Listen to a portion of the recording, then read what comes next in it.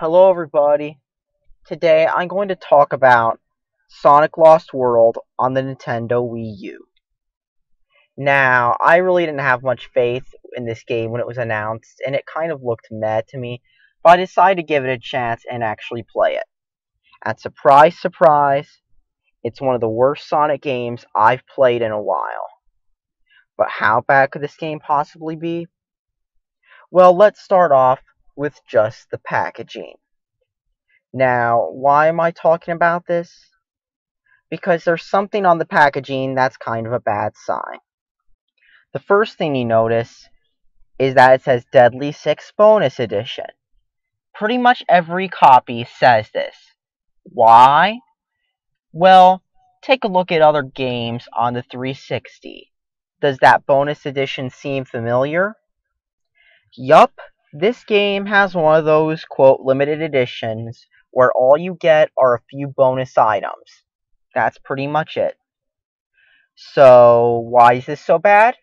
Well, unlike EA and the other companies, which realized that it was a stupid idea and ditched online passes or locking off content unless you bought a new copy, or other companies such as Activision, where they made the DLC that was a pre-order thing free, such as with Call of Duty, Modern Warfare 3, Black Ops 2, and Ghosts did this. They had pre-order content.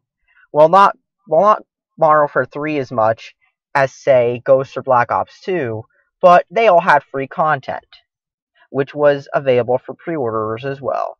This game, well, it does have some exclusive deadlier game content, like some extra level, and that's really it.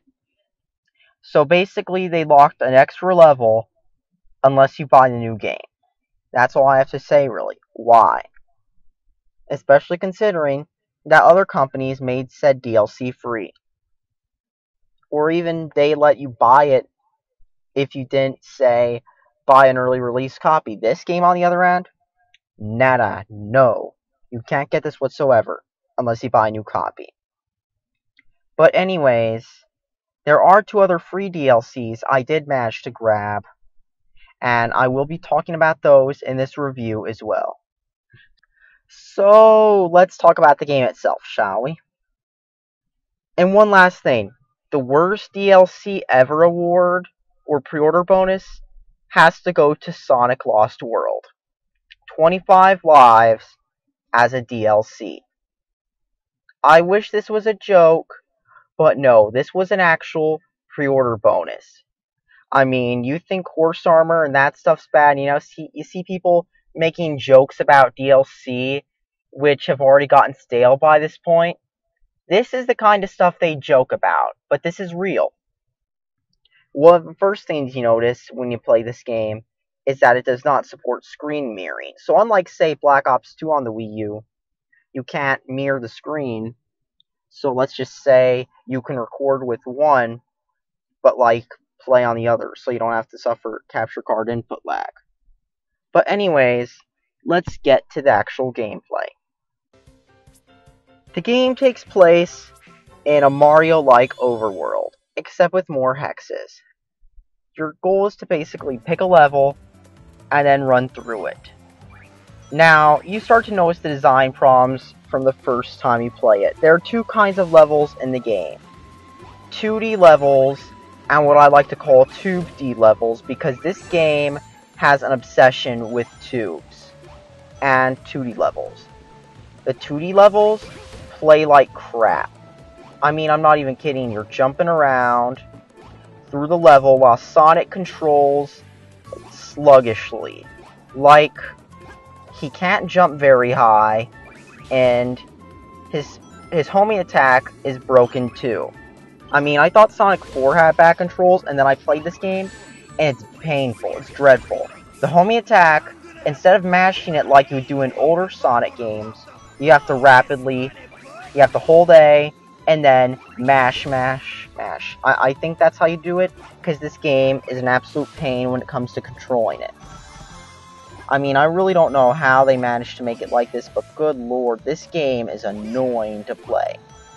He jumps like crap, he controls like crap, you'll die a lot from cheap deaths because of the sluggish controls in the 2D areas. It's bad. And let me mention another thing. The graphics.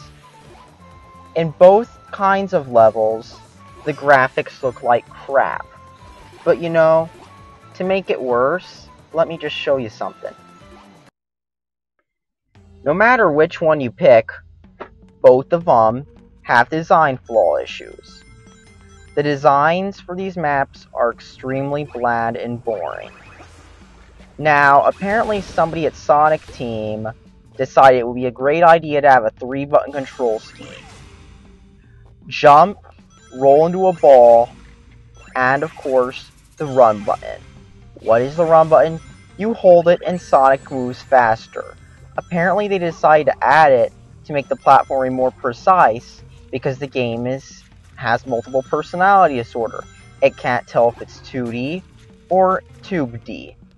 It can't tell if it's supposed to be fast or slow, because despite having a run button and despite having linear stages, the game also has a Mario-like timer ripped straight out of the Mario playbook.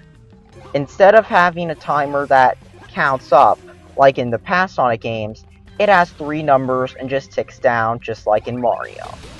I mean, look, it doesn't get more blatant than this. People are trying to say it's not a Mario ripoff. Look at this. It has a timer like that. The Wisps suck. I'm serious. No matter if you're in 2D or in 3D, the Wisps are a pain to control. Just like the platforming in this game is. It's sluggish, and of course, it switches screens a lot. You see, to use the Wisps, the controls are the most awkward they could think of. You have to look at the gamepad and push the button it tells you to. And do what it tells you to. Sometimes it involves doing stuff on the stupid slow touchscreen, which is a resistive one, by the way. Sometimes it involves doing even dumber stuff, such as tilting it around, hoping it works, even though it gets confused a lot. It's annoying and awkward to play. Long story short, it's basically Sonic Colors Part 2. Slow platforming mixed with random speed sections, but done even worse. I mean, you know, you got the Wisp controls, which are clunky to use, such as touching the screen, trying to do the one thing for the laser one, and the other one, where you roll around by tilting the gamepad. It's annoying. And the levels aren't designed around them either. It's like they tacked them in at the last second to try to pander to people who thought Colors was an amazing game. Of course, people are still split on that game. But anyways, yeah, the 2D platforming sucks too because stuff can come out of you from nowhere. Sometimes you'll be spinning the run button all over the place and stuff. It gets boring fast and confusing. And did I mention the level design? It's just bleh. I really don't get who designed this game. It's just pathetic and impossible to play, kind of. But now, let me get on to the graphics. Now that I've gotten the main part out of the way, the horrendously bad gameplay. While you're not fighting at the controls or the level design, you'll be staring at the horrendous graphics / art style. Seriously, the graphics look bad. But of course, as I'll get into later, this was actually the horrendous art style they used for the game. I mean, I know there's the Wii and stuff, but good lord. These graphics, or art style, I mean, look terrible. I mean, how bad is the art style? Well, it just looks bland. The textures look bleh, and it just looks like it's in the most generic world ever.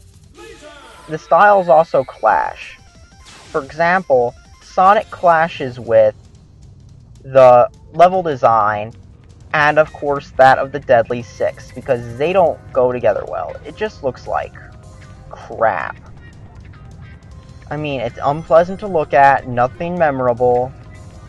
I mean, let's be honest. It's trying to look different, but in the end, it just looks generic. I mean, it's the polar opposite of Sonic 06 art style-wise. Sonic 06 looked too realistic. This looks like they're not even trying to make a cartoon-style game. But anyways, another thing I thought I'd mention, not only is the art style bleh, but the music's flat and generic too. I know it has its fans, but so does Limp Bizkit. And let's be honest, these songs are just generic. And let's talk about the story. Since I've pretty much gotten everything else out of the way, let's talk about the story. It's a typical Sonic game story. Blah blah blah. Eggman's trying to use some evil stuff, but of course it backfires, and Sonic and Tails save the day in the end. Of course, not without more generic plot. But here's the worst part. The dialogue blows. What do I mean? Well, let me cut from this footage of me suffering with the controls to show you the cutscenes.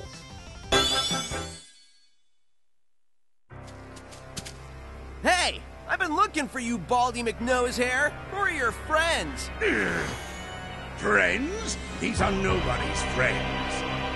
They are the Deadly Six, and they are your worst enemies.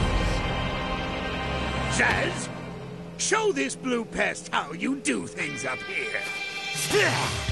With pleasure.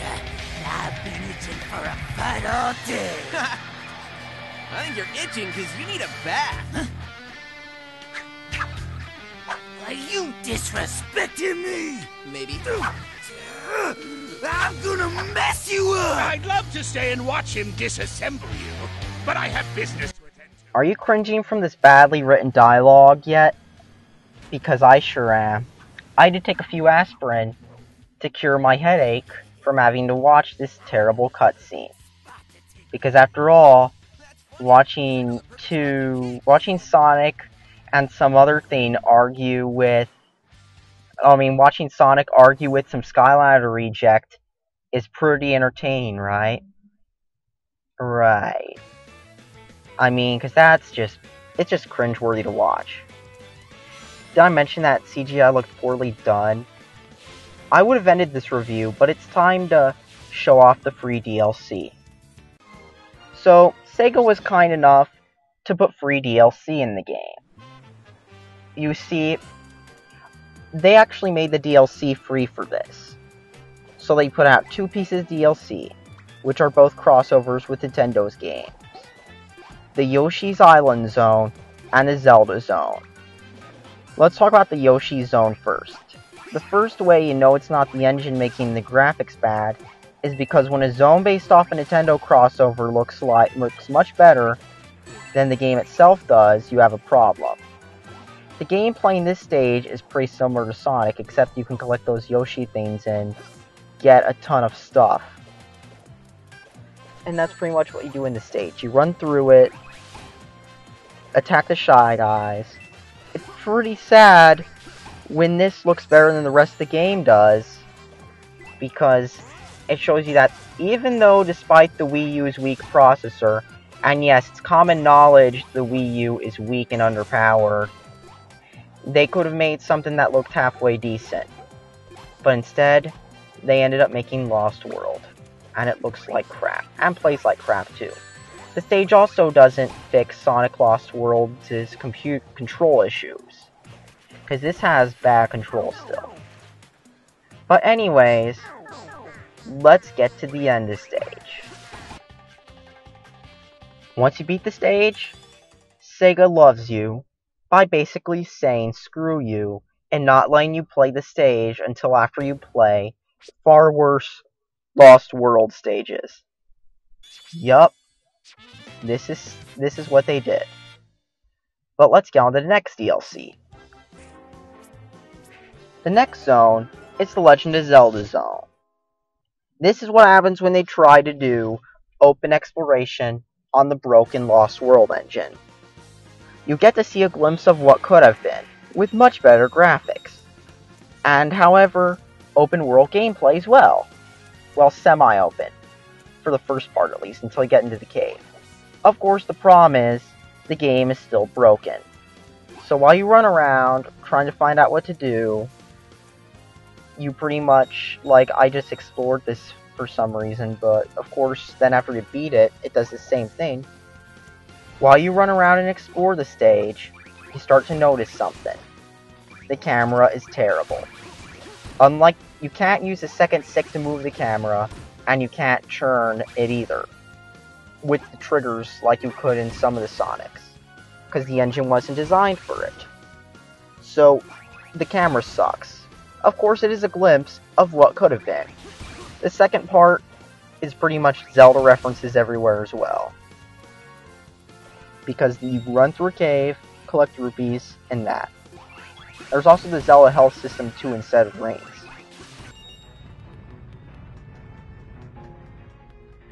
Second part, usual Lost World gameplay, except with more Zelda references. But then again, you gotta love how with Sega, they won't even let you play it more than once. I know, this is try to ensure fake difficulty, but let's be honest. It's just meh. So, what do I think of this game in the end? It's garbage. It's got terrible controls, crappy graphics, meh music, terrible gameplay, and you know the worst part? This game isn't fun. At best, it's boring. At worst, it's unplayable. All in all, this game is a must-avoid. I guarantee you'll be better off not knowing those terrible cutscenes exist. Thanks for watching, subscribe for more, and remember, you know a game's good when the best stages are not, when the bonus stages with the DLC are not only the best stages, but are also locked so you can't play them very much. It's like if in Call of Duty Ghosts, they locked off Extinction unless you played so many matches of multiplayer. That would have made Ghosts even worse. Anyways, this game's trash still. Thanks for watching, subscribe for more, and please don't buy this game. There are better games you could buy with controls that don't feel so floaty, unlike this game. Because this is bad.